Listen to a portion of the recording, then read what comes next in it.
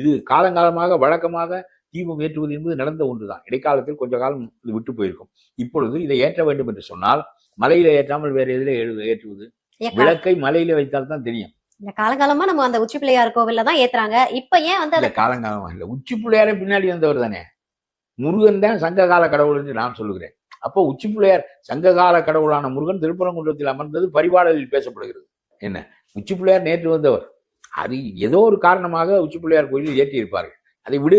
முருகன் கோவில் முருகன் மலையே இருக்கிற போது, மலை தீபம் ஏற்றுவதற்காக இருக்கின்ற போது, திருவண்ணாமலை மலை போல இந்த திருப்பரங்குன்ற மலையும் தீபம் ஏற்றுவதற்குரிய மலை என்கின்ற போது அங்கே ஏற்ற வேண்டியதானே. நேற்று வரையில் என்னை போன்றவர்களே இதை சிந்தித்ததில்லை. நீ பொய்யாக ஊரடங்கு துறவு போட்டு பொய்யாக அந்த மக்களிடம் உனக்கு பெரிய கேடு வந்து வர தெரிந்தது, நான் தான் பாதுகாத்தேன் என்ற உணர்வை நீ ஏற்படுத்த முயன்ற காரணத்தினால்தான் எனக்கெல்லாம் அந்த மலையில தீபம் ஏற்றுவதை ஏன் இவ்வளவு காலம் தவிர்த்திருந்தார்கள், ஏன் இந்த உணர்வு ஏற்படவில்லை என்று எனக்கு தோன்றுவது.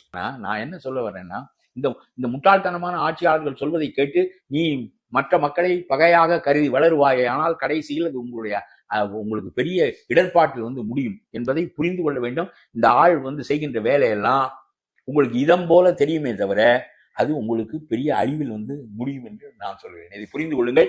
இரண்டாவது, என்னை போல இதை பற்றி சிந்திக்காதவர்களுக்கெல்லாம் தீபம் ஏற்ற வேண்டும். திருப்பரங்குன்ற மலை முருகனுடைய மலைதானே, அதில் என்ன தவறு இருக்கிறது? அது பழம்பெரும் கடவுள் முருகன், சங்ககால கடவுள், பரிபாடலில் பாடப்பட்ட தலைவர். அந்த கோயில் கடைசியில் என்னை போன்றவர்களே கிளப்பி கொண்டு போய் தெய்வம் ஏற்றுவதற்கு வரிசையில் நிறுத்தி விடுவார்கள் போல். அந்த மாதிரி சொல்கிறேன் நான். அதனாலே நீ என்ன செய்கிறாய் என்றால், நடுநிலையான மனிதர்களை எல்லாம் ஒரு பக்கமாக திரளுவதற்கு வழிவகுக்கும்.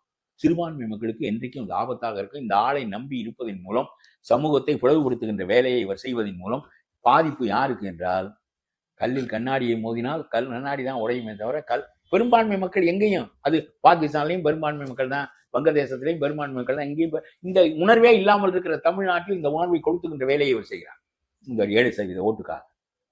இப்பொழுது அது கலைந்து போய்விட்டால் பிறகு உங்களை பற்றி பேச மாட்டார். இப்பொழுது இருப்பது தெளிவான இந்த பாருங்க, ஒரு நீதிபதி சொன்னதை 2 நீதிபதிகள் பெஞ்ச் ஆதரித்திருக்கிறது. அதே நீதியரசர் அந்த வழக்கை தொடர்ந்து விசாரிக்கட்டும் என்று சொல்லி அங்கேயும் பெஞ்ச் சொல்லி இருக்கிறது. அங்க 2